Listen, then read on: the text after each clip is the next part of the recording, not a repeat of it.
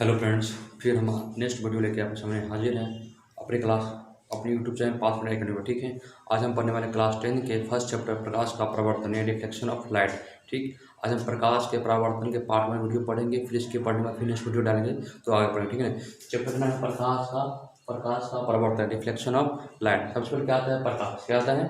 प्रकाश। प्रकाश किसे कहते हैं? समझिए ध्यान से। प्रकाश उसे कहते हैं जिसकी सहायता से हम किसी वस्तुओं को ठीक ढंग से देख सकते हैं, उसे क्या कहते हैं? प्रकाश कहते हैं। कोई दिक्कत इसमें ना? फिर समझिए, प्रकाश की सहायता से हम जब किसी वस्तु को देख पाते हैं उसे क्या कहते हैं? प्रकाश कहते हैं। कोई दिक्कत नहीं। जैसे हम अभी आपको देख पा रहे हैं या अब अभी आप हमको देख पा रहे हो तो किसकी सहायता से देख पा रहे हैं? प्रकाश की सहायता से। उसे क्या कहते हैं? प्रकाश कहते हैं। यानी अंधकार को मिटा देने क्या कहलाता है? प्रकाश कहलाता है। कोई दिक्कत नहीं। फर्स्ट में क्या आता है? प्रकाश का स्रोत। देखिए, प्रकाश का स्रोत कितने प्रकार के होते हैं? प्रकाश के स्रोत मुख्यतः दो प्रकार के होते हैं, एक होता है प्राकृतिक और एक होता है मानव निर्मित। फिर से समझिए, प्रकाश का स्रोत दो प्रकार के होते हैं, प्राकृतिक और मानव निर्मित। देखिए, प्राकृतिक का मतलब क्या होता है? जो प्राकृतिक के द्वारा उत्पन्न होता है उसे क्या कहते हैं? प्राकृतिक स्रोत कहते हैं। जैसे कि सूर्य हो गया और तारा हो गया। क्या हो गया? ये प्राकृतिक स्रोत है जो रोशनी पैदा करती है, उत्पन्न करती है या उत्सर्जित करती है। समझे? ये प्राकृतिक स्रोत हो गया। ठीक है, अगला बात क्या है? मानव निर्मित स्रोत क्या होता है? देखिए, मानव निर्मित स्रोत उसे कहते हैं जिसे मानव ने खुद बनाया है अपनी सुख सुविधा के लिए। ठीक है, जैसे मान लीजिए कि बल्ब की रोशनी हो गया, है कि नहीं है? बल्ब रोशनी हो गया, जलता हुआ लालटेन, मोमबत्ती, ये क्या हुआ? मानव निर्मित प्रकाश की स्रोत है। ठीक, कोई दिक्कत नहीं है। दो बात समझ में आ गया। प्रकाश किसे कहते हैं? प्रकाश के स्रोत कितने प्रकार के समझ में आ गया? प्रकाश के स्रोत दो प्रकार के होते हैं मुख्य रूप से, जो हम बता दिए हैं, मानव निर्मित और प्राकृतिक। अगला एग्जाम्पल, प्रदीप्त वस्तु क्या है? क्या है? प्रदीप्त वस्तुएं उसे कहते हैं जो प्रकाश स्वयं उत्सर्जित करती है, यानी अपने से वो क्या करती है? प्रकाश को उत्सर्जित करती है। वो कहलाती है प्रदीप्त वस्तुएं। जैसे इसमें देखिए क्या होता है, प्रदीप्त वस्तुएं में हमने ये बोला कि जो प्रकाश को उत्सर्जित करती है, ओके, उसे बोलते हैं प्रदीप्त वस्तुएं। कहने का मतलब ये हुआ, सूर्य भी प्रकाश देती है, वो भी प्रदीप्त वस्तु होगी।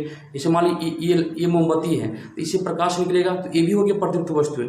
कहने का मतलब ये हुआ कि जिससे प्रकाश निकलता है वे सारी वस्तुएं क्या है? प्रदीप्त वस्तुएं होगा। जिससे प्रकाश नहीं निकलती है वो कहलाती है अप्रदीप्त वस्तुएं। फिर समझिए, प्रदीप्त वस्तु के मतलब वो हुआ जो प्रकाश को उत्सर्जित करती है, वो प्रदीप्त वस्तु होती है। अगला पॉइंट है अप्रदीप्त वस्तुएं। अप्रदीप्त वस्तु के मतलब उसे कहते हैं जो प्रकाश को उत्सर्जित नहीं करती हैं। जैसे टेबल हो गया, कुर्सी हो गया, ये मार्कर हो गया, ये क्या हुआ? अप्रदीप्त वस्तुएं, इसे प्रकाश उत्सर्जित नहीं करती है। अब चंद्रमा क्या होता है? चंद्रमा भी क्या? अप्रदीप्त है, उसे प्रकाश निकलते नहीं है। कहने का मतलब ये हुआ, देखिए ध्यान से, जैसे मान लीजिए ये आपका सूरज है और इसकी रोशनी निकल गई, यहाँ पे क्या? चंद्रमा है और ये पृथ्वी है। फिर ध्यान से, ये सूरज है, ये चंद्रमा है और ये पृथ्वी है। तो सूरज की रोशनी पर चंद्रमा पड़ती है, जिससे चंद्रमा चमकता है। चंद्रमा की अपनी कोई रोशनी नहीं होती है, ठीक है ना? चंद्रमा का कोई अपना रोशनी नहीं होती, इसलिए चंद्रमा कहते हैं अप्रदीप्त वस्तु है। लेकिन सूरज क्या है? प्रदीप्त वस्तु है, क्योंकि सूरज में रोशनी निकलती है, सूरज के प्रकाश से ही चंद्रमा चमकती है। और चंद्रमा चमकती तो उसी का रिफ्लेक्शन क्या पर धरती पर पड़ता है, तो धरती पर लगता है कि चांद चमकता है, लेकिन चांद चमकता नहीं है। ठीक, ओके ना? ठीक है, आगे क्या है? प्रकीर्णन। क्या है? प्रकीर्णन। प्रकीर्णन का मतलब क्या? समझिए ध्यान से, प्रकाश की कोई किरण, यानी सूर्य हुआ, सूर्य की प्रकाश जब यानी हवा में जो धूलकण जो उड़ते रहता है, सुनिए ध्यान से, सूर्य की प्रकाश हवा में जो उड़ रहे धूलकण पे पड़ती है, तो धूलकण क्या करती है? थोड़ी सी उसमें से ऊर्जा अवशोषित कर लेती है, यानी ऑब्जर्व कर लेती है। उसे क्या करता है? उस ऊर्जा को अपने तरफ ला के चारों तरफ फैलाती है, वो क्या कहलाती है? प्रकीर्णन कहलाती है। फिर समझिए, कहने का अर्थ ये हुआ कि एक धूलकण है, क्या? एक धूलकण है, ये सूरज है, ठीक है, ये सूरज है और सूरज की रोशनी इसमें पड़ेगा, रोशनी पड़ेगा और इस कण पे सूरज रोशनी पड़ेगा, चारों तरफ क्या हुआ? फैलाएगा।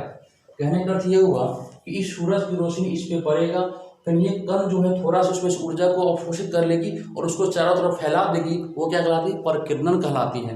अगला टॉपिक आती है प्रकाश की किरणें।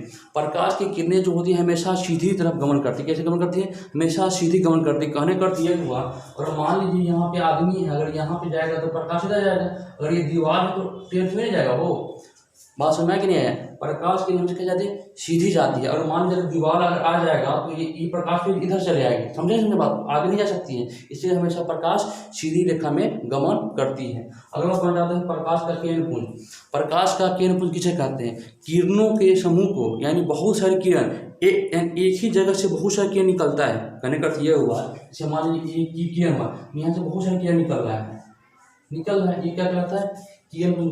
प्रकाश का किरणपुंज कहलाते हैं, एक ही जगह से बहुत सारा किरण निकलना क्या कहलाता है, किरणपुंज या किरणों का समूह कहलाता है। कोई दिक्कत नहीं है, आगे बढ़ते हैं।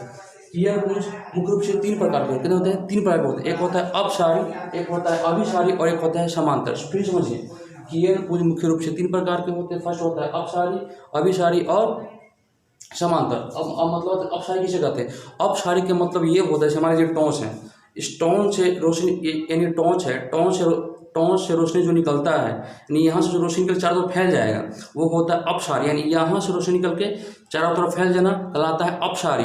अब नेक्स्ट पॉइंट है अभिसारी। अभिसारी का मतलब, अपसारी क्या था कि यहाँ से चारों तरफ फैल जाना, वो होता है अपसारी।